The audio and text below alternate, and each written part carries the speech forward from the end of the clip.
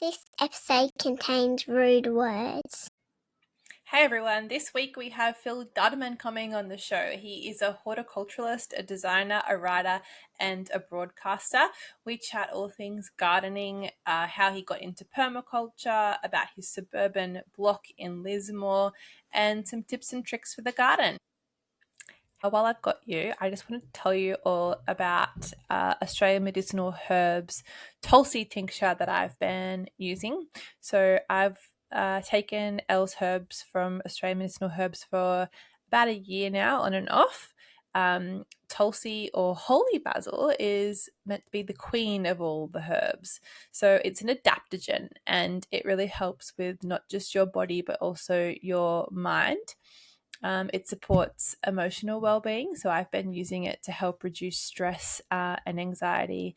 It boosts mood, and I found, especially going back to work, it's really improving my mental clarity if I take it regularly. It's meant to also help support hormonal balance, so it can ease hot flashes, mood swings, and just overall hormonal health. So it is also really good for vitality. So it supports skin and healthy aging. It's an all-rounder, really. It can also improve sleep quality and it boosts immunity. So it can help with your body's natural defenses against illness. So if you're only wanting to take one of these, it's probably the one to go with because it is such an all-rounder. Like I said, it's the queen of herbs.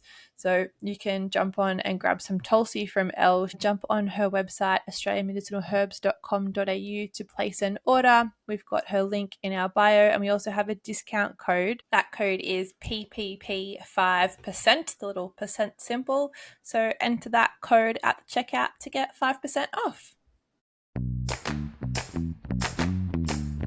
Welcome to the Practical Permaculture Podcast, your weekly dose of gardening, intentional living, and all things permaculture, served with a side of fun and plenty of great conversations. I'm your host, Elise, and together we'll dig into practical tips, chat with experts, and explore ways to cultivate a more abundant, sustainable life. Let's get growing.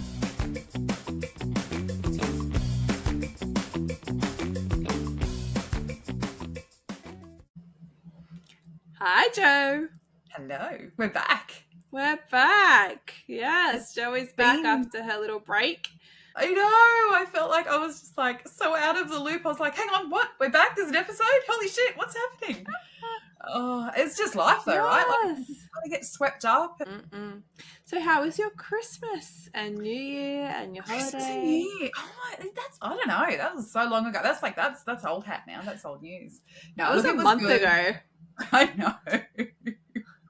It's just like, I think January is like that for everyone though, isn't it? You just kind of get washed away with it. Yeah. But yeah, look, Christmas was good. It was very quiet, which was great. We just kind of chilled out here and did a lunch with the boys and went and caught up with mum and dad a couple of days later. And yeah, we just kind of, played cards, played board games, watched a movie. Like, it was so low key and it was really, really lovely because I know, like, in years past, and certainly a lot of friends I've spoken to, like, it just gets so hectic. Like, you've got to be at this person's, place, or this parent or this grandparent. And you guys have had some wild weather where you are. What's your property faring like? What's going on? Yes. It's actually, the property's done fine. Like, we've had no damage. But yeah, we've had a couple of big storms that were really, really wild. The ones that it sort of like goes from, oh, wow, we're getting a storm, we're getting rain and watch the lightning and this is great to, oh, you know what, I'm just going to lock everything up and kind of sit in the middle of the house because like we've got windows all around, like, and glass doors all around our place. And it's just like, oh, okay, everything is like shuddering with the thunder. And yeah, we were getting lightning strikes really close by. Like, I was tracking it on the lightning app and I'm like, oh, okay, that's like the next paddock over. I'm just going to stay inside. But yeah, we're loving the rain. Like, even with the storms, I'm like, yeah, look, damaging winds, I know it's not great, but if it's going to bring a cold front and bring some showers behind it, then yeah, we're all for it because we need as much as we can get still, yeah. And how's your summer garden going? Yeah, it's struggling a little bit as summer gardens do. We're getting the usual culprits are, chugging along well. We've got tomatoes coming on really well. Yeah. Zucchinis, cucumbers, I've made pickles, I've made, a few things here and there. Tried Yeah. Cape gooseberries for the first time this year. And we've had I can't remember the name of the beetle, but I call it the bastard beetle. And it's been munching away on the leaves. I probably should get the technical name for it. So we do have a few berries that are coming through. Melons and pumpkins have taken forever this year. I think they've just been getting hammered with the winds. Same. It's just they're not thriving. And again, I'm a lazy gardener, so I'm not out there every other day, loving on them. I sort of put them in and I go, I'll put enough in that I'll get something out of it, and everything else has just got to fend for itself. So, but yeah, we haven't been out in the garden much because it's been so hot. And then when I'm home, we've had this wild weather. So, and I'm okay with it. Like, I've really just sat with it this year. And after our conversations that we've had about summer gardens and just going, you know what, it's okay just to pull back and allow things just to be what they are and not sort of be out there trying to salvage everything. And it's been really liberating. It's been quite freeing to just go, okay, well, that's all right. It doesn't matter. That's a bit of trial and error and move on to the next. Just observe, make some notes about it. Yeah, it's been good. Yeah, our garden's been similar. Like, we had big wind, big storm, and lots of heat. So, like, even our zucchinis haven't thrived this year because they've just gotten fungal grossness all over them. Yeah. I think I need to next year train them up a stalk. You know how people do that? Like, they train them like a tree just to help with airflow. But because we were away for that 3 weeks, I didn't stake tomatoes. I didn't do anything. And then Granddad lovingly changed the settings on our timers to 7 days, and he thought that meant like 7 days they'll get watered, but it's every 7 days they got watered. Oh dear. So lots of stuff died, and I just like, yeah, whatever. So I just spent the weekend clearing out all of the beds and remulching them. There's a few like eggplants that have popped up randomly. I don't even remember planting them. The tomatoes are all fruiting, but they're all like flopped over because I haven't done anything. And I expect with the rain I'll probably get some fungal issues because there's like zero airflow through them. And then, the pumpkins got eaten by the rats or possum, whatever. And, our melons aren't really coming on. They're only just tiny little ones, so I've got to go cover them before they get eaten. But, our garden's just kind of, our figs got smashed by that fig beetle thing, so they're just decimated. We weren't going to get any fruit on them, I think, anyway, so we just kind of let them be and we'll deal with it next year. But we've had a bit of our flowers are gorgeous, the cosmos and dahlias and marigolds and all kinds of beautiful flowers that we've planted. That's probably the only nice thing to go out there and look at the moment. Everything else is pretty brown and dead. As long as there's something that you can go out and look at and it makes you smile, that's, I think, the main thing, isn't it? If there's something that's still bringing you joy out there, rather than going out there and just like crying. But I need your help, and I need the listeners' help because I've got a dilemma. What's your dilemma? What's happened? As people would probably know, I'm building a house, and I want to kind of permaculture lens because I've been stewing all day on it and I'm like ragey, and now I need to kind of move on, I guess, and get past it, or kind of maybe see if permaculture can be applied to it to help me process what's happening. But we have a neighbour on our street who has complained about us, well, not us, our property, next door's property, the property up the road, and the property around the corner. So we live in a U-shaped street that hooks back to the main street. So they're known to council as serial complainers anyway, but we got an email today saying like this is the final warning you get, and that like a formal investigation will be placed on your property if they get another complaint. So they've complained that we're living in our tiny home. They've complained that we chopped some trees down, all of which were dangerous, and an arborist came and like confirmed that and did it all like legit. They complained and called the RFS when we had a little controlled fire. There wasn't a fire ban, but they still complained about it, and the RFS got called out to our property. And then today the final straw was that the fence that we have up, that the wire gauge of our fence is too small. Oh, for the love apparently there's some obscure we've literally spent the last 3 hours trying to find this obscure piece of paperwork that says that our fence has to be wildlife friendly, and I can't find anywhere, like I've looked on the Wire's website too, what animal friendly is, and there's no actual definition in our LEP or our building requirements or Wires or New South Wales government. Like I've looked everywhere. So these people are just like at us at the moment. We don't know who it is technically, but we think we do. They've been taking photos of the blocks around our street, and they're just busybodies and asking a million questions. And like you go, what? So that's where we're at with that. What is very so poor in their frustrating life that they feel the need to cause trouble for their neighbours, the people that they have to live within their community that are doing things that don't have a direct negative impact on them, right? You're not going over there and living in a tiny house on their property. You're not going and starting a little controlled fire on their property.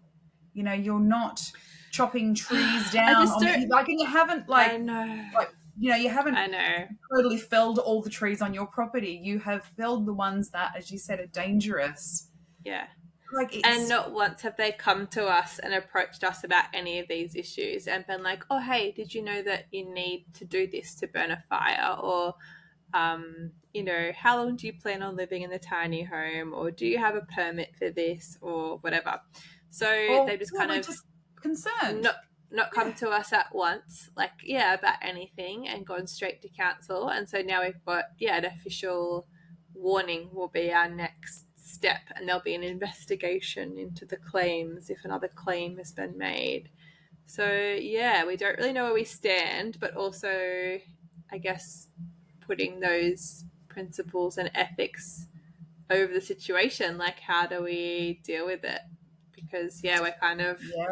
just frustrated at the moment more than anything. My instant visceral reaction is to go, for fuck's sake, like, what is wrong with these people? Like, just like, you live in a small community. Can we not just all come over and have a barbecue and a beer or a soft drink and have a chat and have a laugh and get to know us as people, and then ask us, those questions. And if you have concerns about something that we're doing and they're valid, then let's talk about them, because you may not know that there's an issue. But to just that's the annoying thing. Well, I don't know. What is the thing?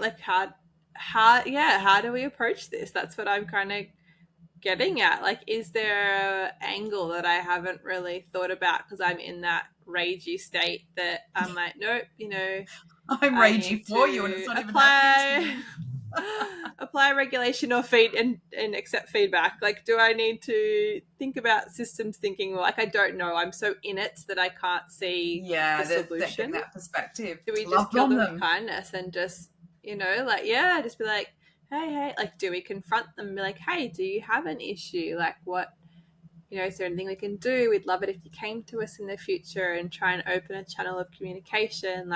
Will they flat out refuse that they've even done it if we do approach them? Maybe. It's also hypothetical too, that I don't know when they answer what our response will be either. So I'm trying to kind of just slow down and think about it a little bit so that I can, I guess, be more intentional in my reaction or response to what will happen next. Because, it's they're really upsetting us now too. It's almost borderline harassing our neighbours and us, and they've trespassed on our neighbours' land to take photos and things as well. So it's a tricky one. There's a lot of lot of stretching and figuring out what to do in this situation. Like I said, I don't have the answer. That's why I wanted to kind of bring it up, because it'd be interesting if anybody had any feedback, I guess, or advice. If anyone's been through this before, something similar where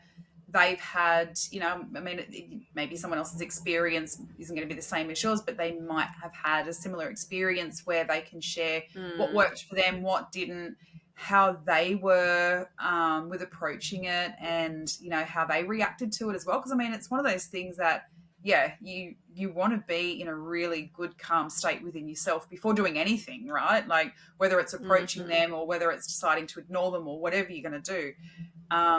You want to be in a good place with that because you want to be responsive and not reactive. So it's, Oh, that's first of all, that's so shit. And second of all, it's tricky. That's a hard one. But it'd be interesting if someone else has had similar experiences. It's just like a really icky space to stay in as well. Like I don't want to stay in this state and feeling, but I also feel like everything we do, we're going to have to look over our shoulders and make sure that every I is dotted and every T is crossed. And, there's some things that we were hoping to do that, might not fit council's long-term plans, and, like redirecting water off our roof and those kinds of things, which we want to do after the build's signed off anyway. But it's like, when you read Retro Suburbia and there's, ask for forgiveness rather than seek permission kind of mindset around some things that you might want to do on your property, it's like, how do you do that when you've got nosy neighbours? Yeah, that's it. And if they're watching every little movement that you're making, and tricky one.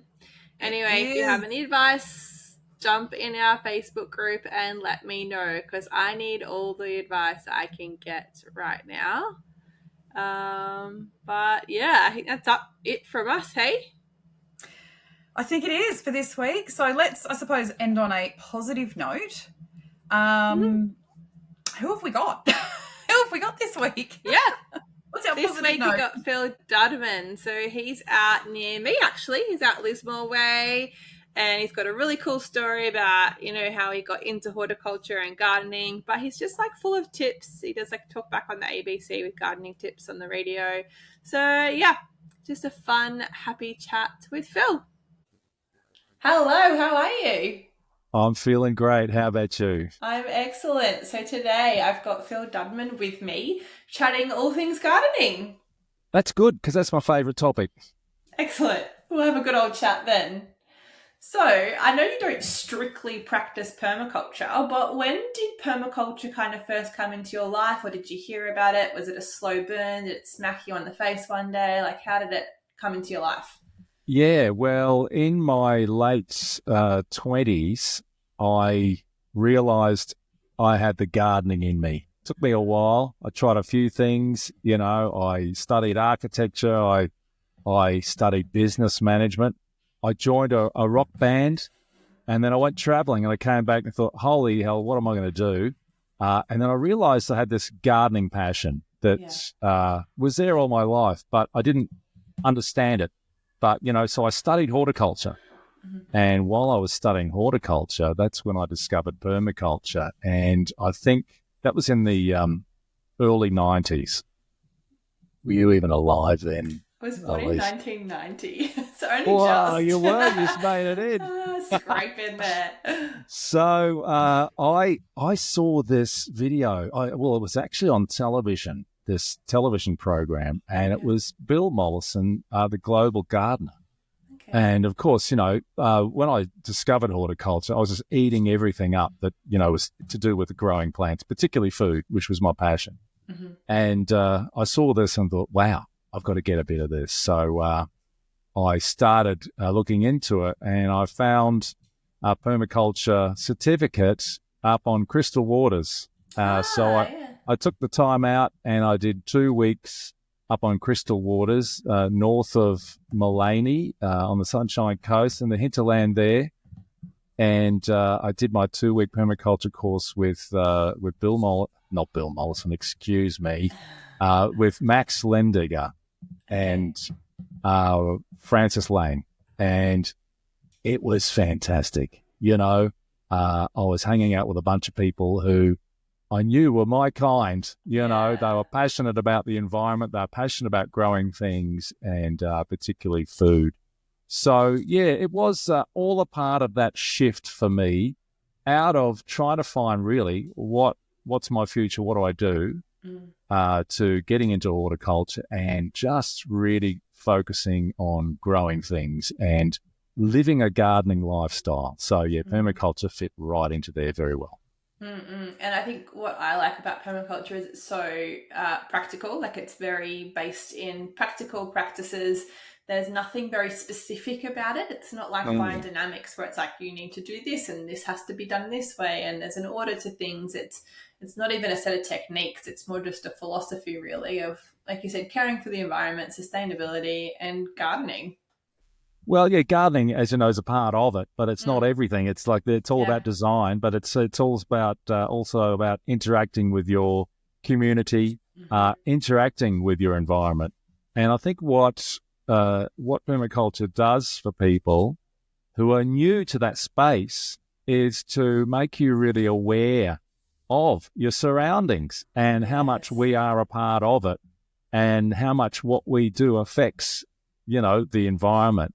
So it makes you very conscious in that way. And I think even for me, being a good gardener, it's all about observation, and being out there and looking at the conditions, change, how it affects plants, how it affects insects, local wildlife, and recording that in your head all the time and just acquiring that knowledge as you go.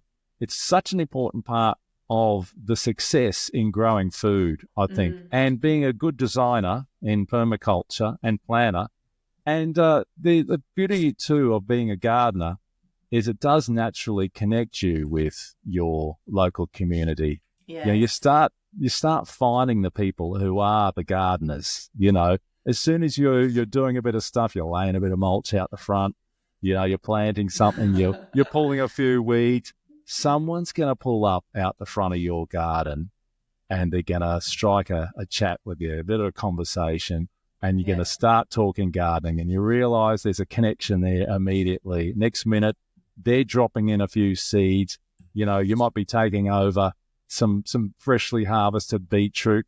Back comes a cake, and you overgo, and the exchange of the preserves, the exchange starts happening, and then you start sort of building friendships and meeting more people and seeing where the need is in your community. For people need some help in their garden, or they need some help with some food or whatever. They need to borrow your trailer. All these things that happen through the gardening, through permaculture, it just happens naturally. You can't stop it. Yeah. I love that gardeners on a whole don't have like a closed gate policy. It's like, it's always open door, open gate, come in and you chat and you talk. And I mean, we're on a big cleared block and we were living in our caravan for a little while, and I'd just walk around in my pajamas and everyone would walk along the street because we've got no trees so they can see everything. I'm in my jammies weeding with my coffee, waving to all my neighbours, so they all know where to come now. Look, I think the thing about that we know as permaculturists, as gardeners, when you've got a space that you're working on out there, the first thing you do in the morning is you go out and you have a look, because things change so rapidly. And there are surprises every day. You do something, you put something in and you expect something to happen, but it doesn't always happen that way. Sometimes bad things happen, sometimes great things happen, and surprises are just there all the time. And the beauty of stepping out into a garden every day after some rainfall, or there's just that morning light, or there's the afternoon, or there's even like midday, or it's a cool day, or whatever the day brings, there's some pleasure to be gained from being out in the garden. And you just feel so grateful that, you discovered that lifestyle, and to be out there enjoying it. You've created your own pleasure park. There's no need to go anywhere.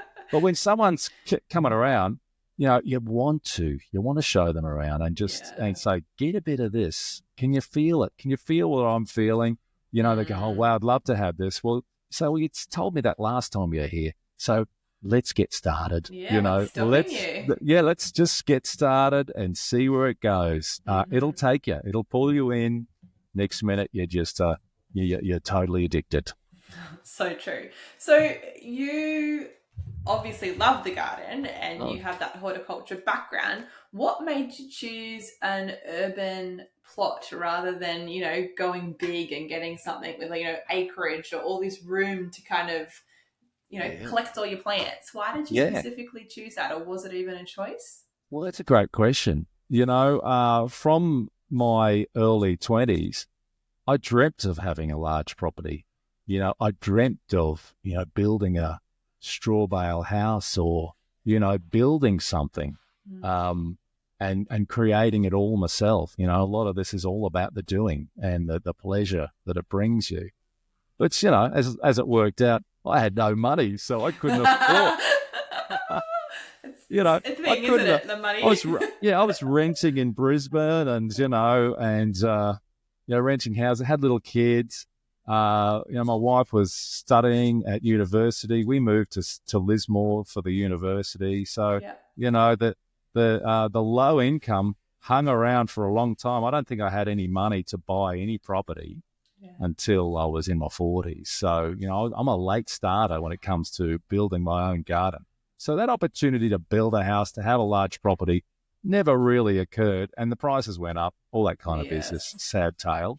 But, I was lucky enough to get into the property market in Lismore and buy a house. And, really, there is so much you can do with a suburban garden.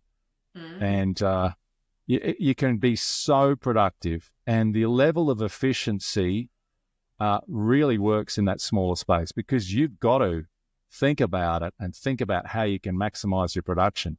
My fear now, on reflection, I'm 60, I look and I go, wow, if I'd had that big property, there would have been so much space that just, I would have probably, done things with, but I wouldn't have been able to keep on top of. There might have been some problems, or I wouldn't be doing the best I could with it.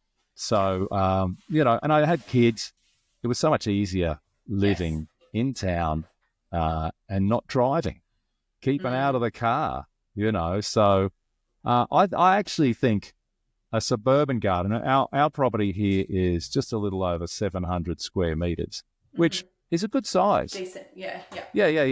And you can do a lot of gardening. In fact, this is my wife and I now. My kids are grown up and left, but we produce 75% of our fruit and veggies in this garden. And we just feel this abundance at all times. There are times of the year when it's just, 100% is coming from the garden. Other times when it's a little lower, but over the year, 75% in a small garden. Fruits, there's always a fruit coming on. There's always vegetables to eat from the garden. So it's intense growing, but I really like that. I love that efficiency that you can get in a small garden. So I don't regret it at all. Though I must say, when I'm at a friend's property and it's large and it's beautiful, I got views of the mountains and there's, wallabies jumping around, I just think, I wouldn't mind a bit of this too. I know, but it comes with the maintenance, and I think sometimes you end up resenting it a little bit because there is so much work in it. And you mentioned the wallabies. We're only on an acre and a half, but we've left a big bush strip at the back intentionally because everybody else has just cleared their land flat. Some developers have come and bulldozed everything. And I have a possum problem because they like that little bushy bit that we've left for them, and they eat everything. So, it comes with its challenges. You don't have some of those problems, or, you probably have other things that you need to, be mindful of it in an urban setting. But, it definitely comes with its challenges. Oh, look, I must say, I do a gardening talkback program in Lismore. I've been doing that for 22 years. So I speak to a lot of people who've got large properties and the problems they have with wildlife eating their prized produce. Fortunately, in the town, as a townie, I don't get any of that. But there's another advantage too, I find, with being in the town, is that you can walk everywhere. You can ride your bike everywhere, and I'm surrounded by other gardeners, so we've all connected up. we're all visiting each other, we're all sharing tips and ideas, and a few spare seedlings or whatever. It's all going around. Difficult to do in a large property when your neighbours, a drive away or whatever. Yeah, definitely. We've got a lot of listeners who always ask us about urban and small space gardening, so it's just good to hear that perspective, because a lot of people, I guess, who get into homesteading and want to do gardening or throw themselves into permaculture and being self-reliant, imagine that you need a really big property to do so, but it's just not the case. No, well, there's certain things you can't do. Like I experiment with certain staples, like I've been growing a lot of legumes in summer, because in summer I find I've got a few more spaces around. In winter, there's no spaces at all. But because you've got a lot of fruiting crops in the summer, there's beds there where you think, I could do something here. Yeah. And so I might put some borlotti beans in there or something. Nice. And, really, in a bed that size, you might get a couple of jars out of that. That's not going to sustain you for too long, but you get a couple of jars out of it. If I had a large property, I'll be growing heaps of things like that. I'll be growing some, dry land rice, and I'll be growing this and that, things that I can, because I love the idea of being self-sufficient. Yeah. But, we have to get those things ourselves. So they're the things we buy. But fruit and vegetables, no problem in a small garden. You can grow so much. What other kind of things are you going to the shops to buy, or the markets, or wherever you source your fruit and veg? Is it just stuff that literally can't grow in your climate, or are there things that you intentionally don't grow because it's too much effort or time or whatnot? Yeah, no, it's more about what we can't grow because we don't have the space, and and the climate, perhaps too. But we will buy rice. We also buy legumes, but we buy them in bulk from somebody who runs a business from their garage, and they've got bulk organic legumes. They've got bulk bread flour. So if we're having bread, and they're in Lismore where I live, and so those sorts of things we buy in bulk, and we make sure that they're organic, and so that we feel good about what we're eating. All our fruit and veggies are organic, so like if we can take that right through to flowers and other things, you've got to be very careful with if you're buying bread that you really want to buy organic. Mm-mm. So it's just those sorts of things. And so talk me through the process when you did land at that property. What was your thought process to getting your garden started? Or were there certain design things and elements that you definitely wanted to implement? And how did you kind of go about that? Yeah, well, I've actually got a garden design background as well. So when I studied architecture, one of the things that drew me to horticulture was I want to be a garden designer. So I did a little bit of that early on in my career. So design was a thing. So I was fortunate that when we bought our property, we'd actually lived in it for about 18 months or so before we bought it, renting it. Yeah, cool. And then we approached the owners and said, we don't want to go. Can we buy it? And they said yes. So I already had a pretty good idea about the property. So it's a good idea, I think, whenever you're starting a new garden, is to observe it for a year or so you know what happens throughout the seasons and how that might affect your desires, your needs, your wants, your plans. So, there was a bit of a rough sketch I put in to put this garden together. And there was some earthworks that we did, some minimal earthworks, just to create some level spaces. So I've created a terrace for vegetable gardens. I've got a level, small lawn area, which is a multi-purpose gathering space.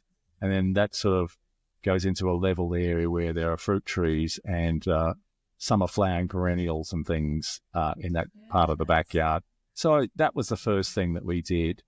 And then, of course, when you do earthworks, you've got to think about retaining soil and that type of thing. So we built some retaining walls just from recycled bricks and some rocks, and put in some garden edging. So it's a pretty garden as well as being a functional one. But I run workshops, grow food workshops in my garden. So that central area we can comfortably sit about 20 people in that space, and they're surrounded by garden in there. So, yeah, there's a bit of layout stuff, but there's been some changes too. When I started this garden, which must be about 18 years ago, we got a party going on in the background there. Sorry, we're in a shared space. Before we jumped on, I did warn Phil. We're set to record today, and then the excavators showed up at my house, and the arborists next door, and they're building houses. And I thought, where can I go that I can record? Because our local library actually doesn't have rooms you can hire. Yeah, right. Okay. I thought, I'll go to the library to be quiet there. But I'm in a share space, so sorry if you do hear people in the background. I'm loving the party atmosphere. The vibes are good.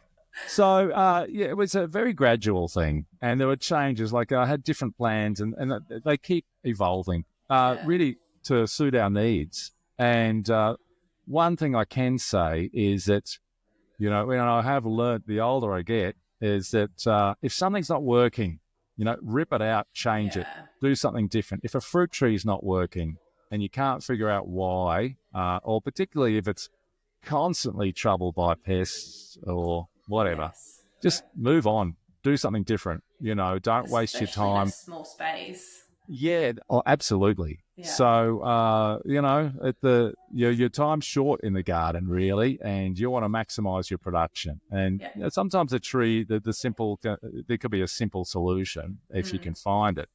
But if it's not there and it's really due because it's it's not in the right climate or whatever, move on, do something else. So it's constantly evolving, and I think that's one of the great joys of growing things and maintaining a garden is that you have your plans, and then it starts dictating to you where it should be going, and that's all a part of that observation thing. Yeah. So it's almost like an art piece that you've created that's alive. You have some role to play in it, as in putting it in there, and then other things come along. Things self-seed, it changes, and it's constantly changing and surprising you. Yeah. And it's like a project that never ends, and it's there for life, and it only gets better and better the more you do it. Yeah, I have a love-hate relationship with the whole waiting 12 months before you do anything. It sucks. Because I just want to get stuff in the ground. And well, it doesn't mean you can't grow stuff. Yes. Like, you can still say, well, I think that's going to be where the veggies are going to be. Yes. And you can put in some beds there. And you don't need garden edging. You don't need any of that stuff. And like a lot of my patches, if I had my time again, it wouldn't bother with any kind of edging. It's just, it's not unnecessary, but you can still be building soil.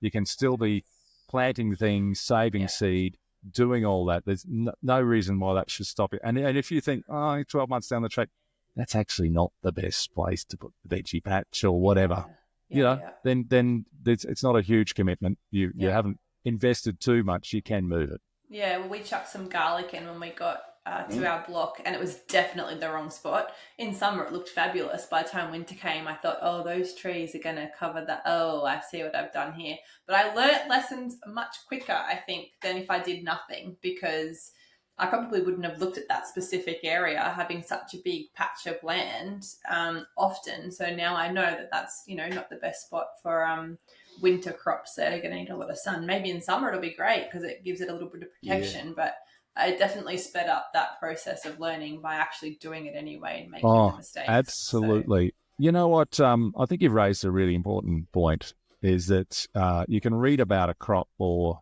doing something. You can read about it, but you're not really going to understand it until you've done it. And I see a failure as a win. Every failure you have in the garden is a win, because you've just gone, crikey, that's what I did. That's what I needed to do. And, you think, okay, I understand this. Although a lot of people, when they're growing things, they get put off by failure. I've had them all. I've been growing since I was like in my mid-20s. And, I've had these yellow stunted things and things that didn't work, things that were messed by pests, things that were grown out of season, all this stuff. I've done all that, and I'm still making stupid mistakes. And it's a part of it, it's a part of it. And don't feel like you need to be, having great success from day one, because you know it's not as much fun as having a few failures. Yeah. I think when starting out as well, I just went, all guns blazing, and we had 6 raised beds that we put in. We've got orchards that we're planting, and so we got some stuff in the ground. And side note, my mum had a property and she was moving, so I kind of had to uproot a lot of her stuff, and we transferred it to our place, and it was just sitting around. So some of it had to kind of go in somewhere.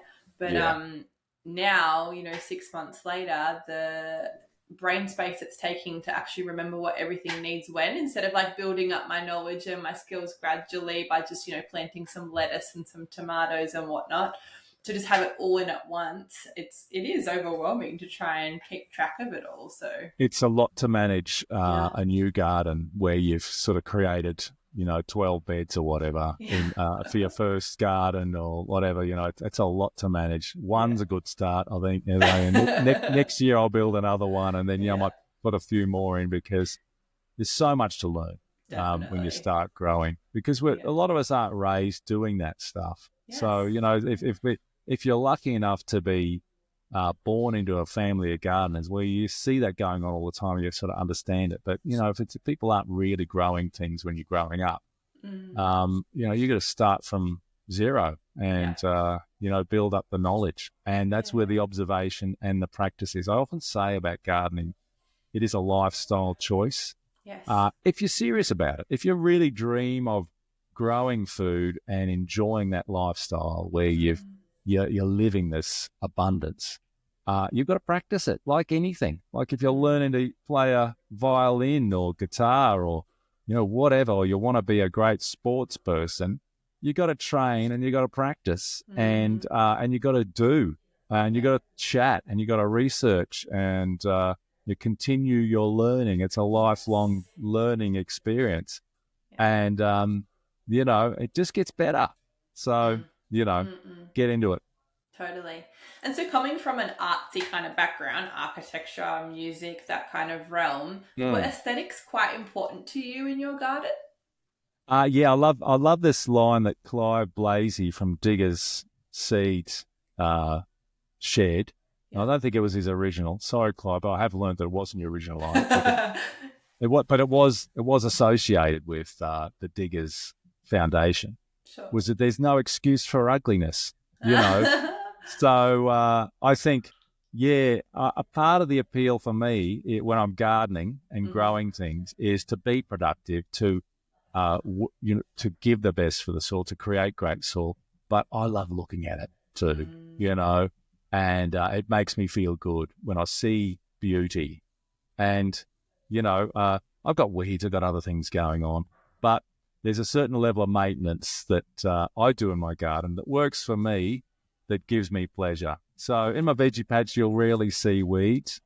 In my summer flowering perennial garden, you'll see lots of weeds, because that's my wild area. That's where I let things go, and I've created it in that way. And there's lots of self-seeding things, but that brings beauty too. That insects, natural way that things start coming up on the insects. It's insane. The butterflies and, bugs and things that are buzzing through there. Sometimes it might be only once a week I get down deep into that part of the garden, because it's just all doing its own thing. And I just get in there and it's alive, And I look back at the veggie patch and it's pristine. There's beauty in symmetry in rows, but also that beauty of wildness. And like we've got Hardenbergias just popping up all at the back of our block, like a ground cover, and it's gorgeous. But then when you actually go down there and look, the beauty in all the little bugs we're seeing, and there's this iridescent kingfisher that started visiting because we've kind of reintroduced all this habitat and doing things. And so not just the beauty in the planting, but the beauty in the nature and the sounds you hear, and just being immersed in that's just lovely. Well, when you look at a property that, you might move into and it's just a lawn and with a hill's hoist in the middle, and pretty much that's what our place was. Yeah. And then you start planting things and growing things. All the local birds and insects get to know that you're there, and they just move on in, and you're part of their daily, movement. You're on their kind of radar all the time. And I think it's so simple. It's so simple to create this wonderful, harmonious environment that you can look over and just see all this activity, and then go out and pull some carrots and, some leeks and, pick some beans and create a feed, It's such a wonderful life that I think we're meant to have. We're meant to be in nature. We're not necessarily in nature, but we can create our own beautiful environment through growing and keep happy and healthy. It's such a great life in the garden. There's no doubt about it. Have you got any prized possession plants in your patch? Prized possession plants. I love all my children. That stumped me, that question. Sorry.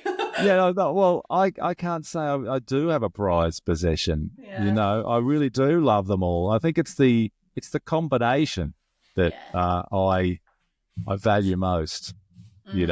And sentimental plants even. I've got some figs that my grandmother propagated for me, and for me that's like one of my prized possession plants. It's just an ordinary fig. It's nothing special in terms of its variety, but that's right. That's I think things. I've got lots of those. So I've got lots of plants that people have given me that make me remember them when I'm working with them. But some of the things I value most are, say, seed that people have given me. Like I had a lady from Rockhampton who follows me on social media who sent me some bean seeds out of the blue and said, "This is a really good variety, mate. This is what gardeners do. Yeah. Great variety. It can handle the heat really well, blah, blah, blah." And I think she said, "I don't have a name for it. I'll just call it Vicky's bean because Vicky gave it to her. So it's still Vicky's bean." But, things like that. And there's always a story behind these things. I value all of those. But I'm feeling like the older I get too, I'm starting to get less precious about stuff. Yeah. Because I know we're surrounded by so many good things. Yeah. My aim is to really just do. I just love to be doing the gardening and growing. And I think I could grow. I could grow bird seed and feel some sort of level of pleasure out of that. What are some common mistakes you see people making when they're starting out in, especially vegetable gardening? Yeah, I think the thing that you mentioned is going too big too fast. I think that's a really common thing. The other thing is keeping on top of your beds, your garden. I think especially when you start, you need to be going out there every day and having a look because you miss things. You miss pest problems, you miss disease problems, and it's not till it's too late that you realise you do have a problem, and then you have a failure and you sort of lose heart. If you're out there every day having a look, you can see where there's some new arrival on the scene that's wandering around. And you might not know what that insect is. It could be a good guy. But it could be nibbling and, having babies, and next minute you've got a plague or something happening on there. If things are in balance, great. But, it's not always that way. And sometimes you've got to manage that transition, So I think daily observation is something that people don't do. Giving up is an issue. I think I've tried to give up on certain plants, but you keep going, and you think the moment that you give up, you're the closest to succeeding. I don't know what wise person said that, but today it was me. You're so close to winning when you give up, because you've already learnt from all these things. So sticking with things is really important. But I think being prepared for seasons. So being a keen veggie grower, you've really got to be looking several months ahead with your planning. So here we are today, as we record, we're in January. It's time to start thinking about autumn, very, very seriously. And get prepared. If you want to grow great cabbages, broccoli, cauliflower, peas, carrots, whatever. Start thinking about those crops that love the cool season and start preparing now. Look at your stuff that you might need. Can I start doing some sowing? How do I sow these cool season crops in summer? Well, you set up a little cool spot somewhere with some shade and you put them in the sun but out under shade and raise them in containers.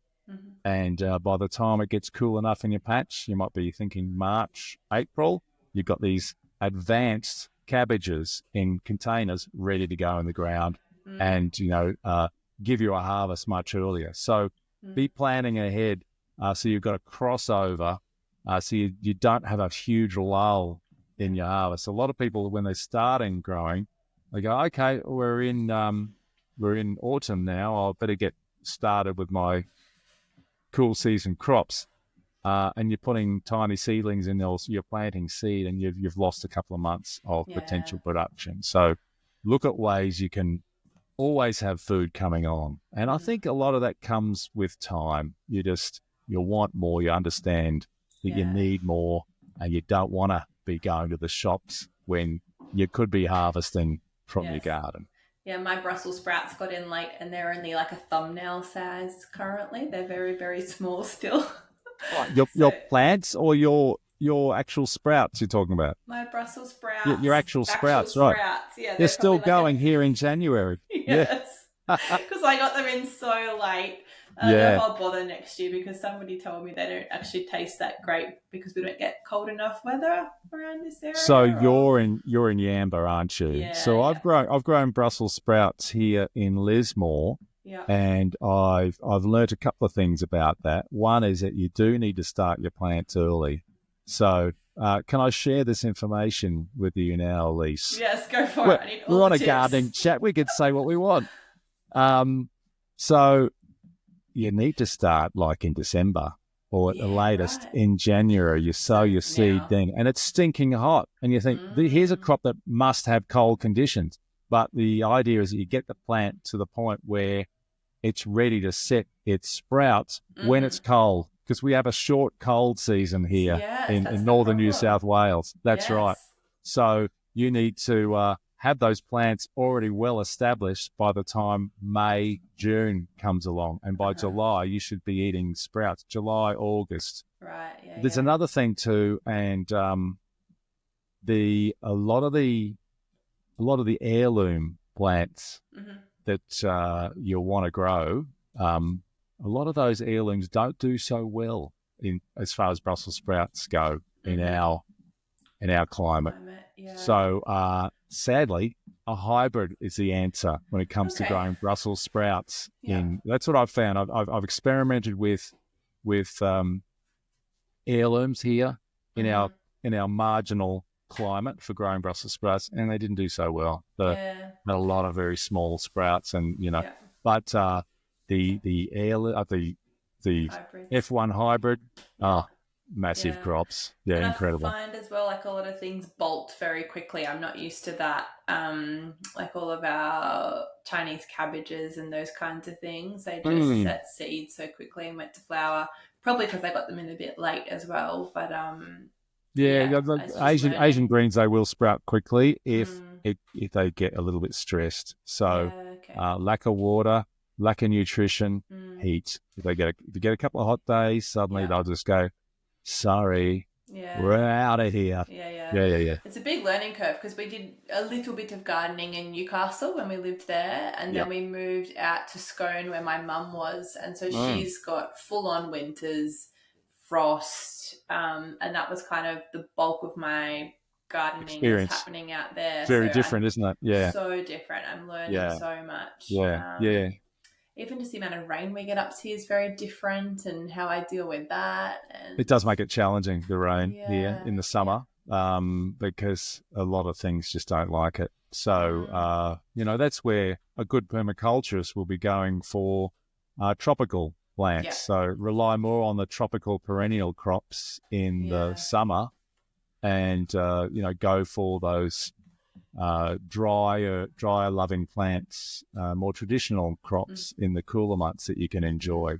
But I'm a sucker for challenges, and there are some things that I want to try to keep growing that don't like the wet conditions. Yeah. So I start setting up little covers for them.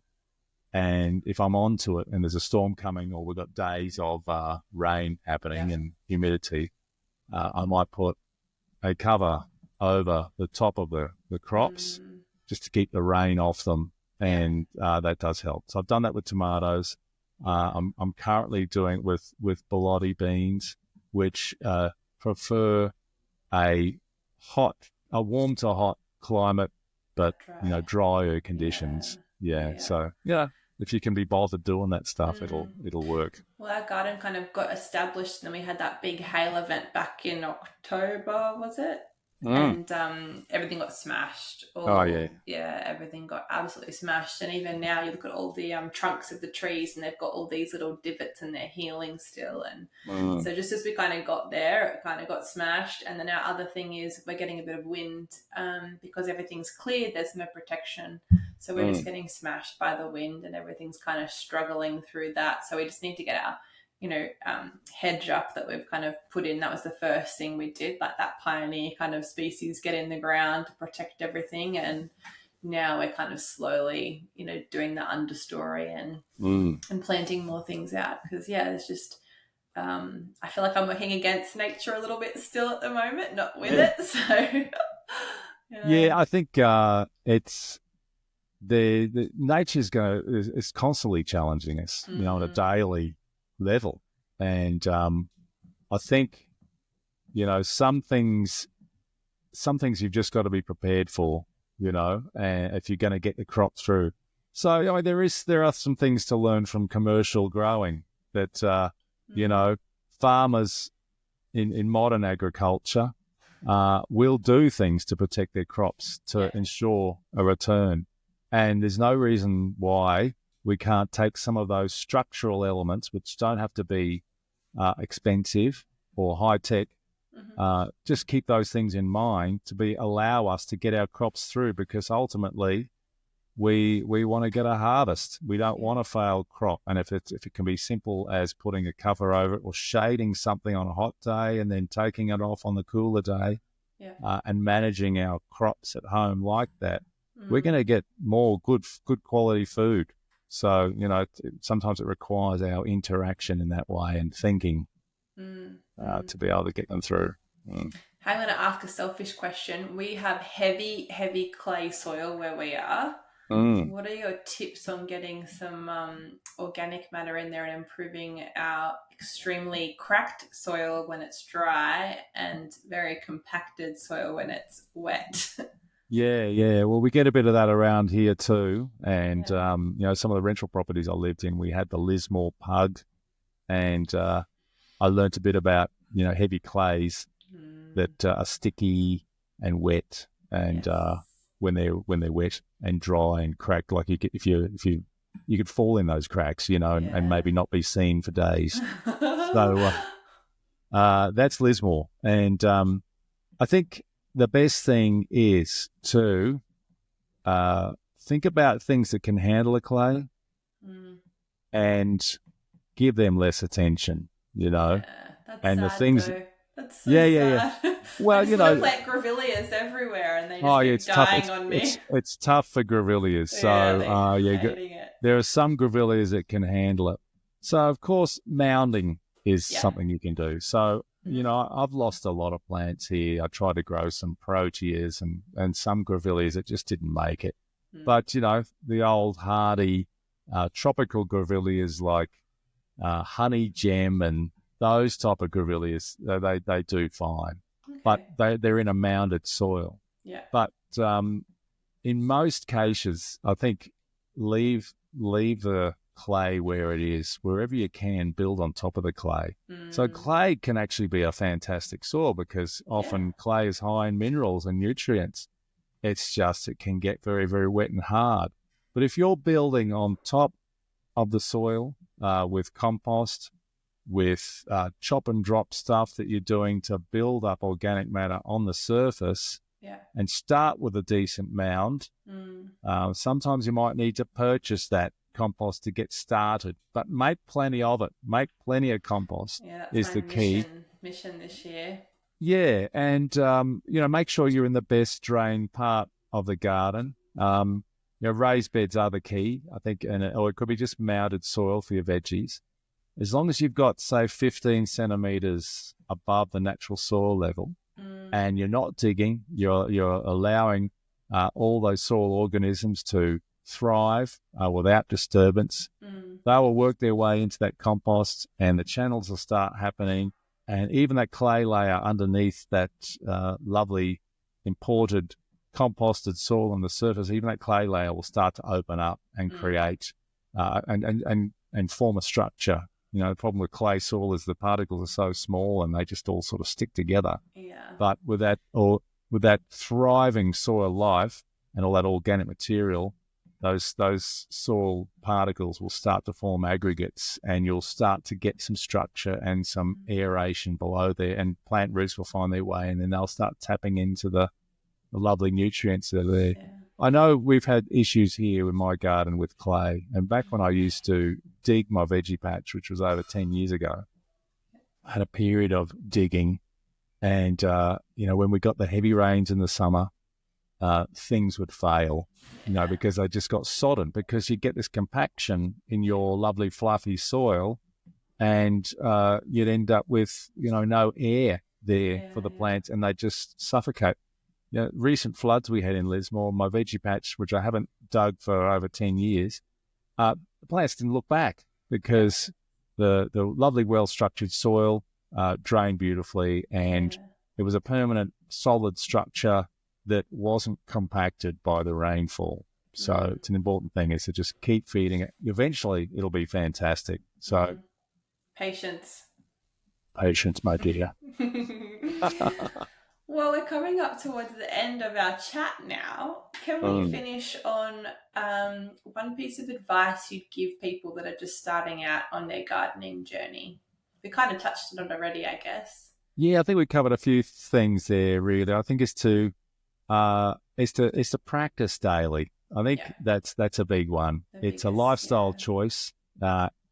Practice in some way. It could be just 5 minutes of going out and giving something some attention. Yeah. And, we all know that you go out there for 5 minutes, you end up there for 2 hours. Yeah. But, that daily observation, and when something doesn't work, find out what the issue is. And sometimes it requires contacting a friend or some gardening expert, someone you trust, do your research.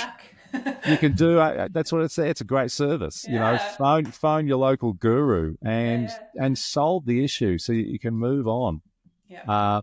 But daily practice, observation's the key, and never give up. Every gardener starts off with masses of failures. So the more you do, the better you'll be. Well, thank you so much for giving us your time today and all your knowledge and letting us hear your story of how you got started. It was fabulous. My pleasure, Lisa. It was lovely to talk to you, and thank you so much for inviting me on for this chat. You're most welcome. And if someone wants to learn more about what you do or connect with you, what's the best way to do that?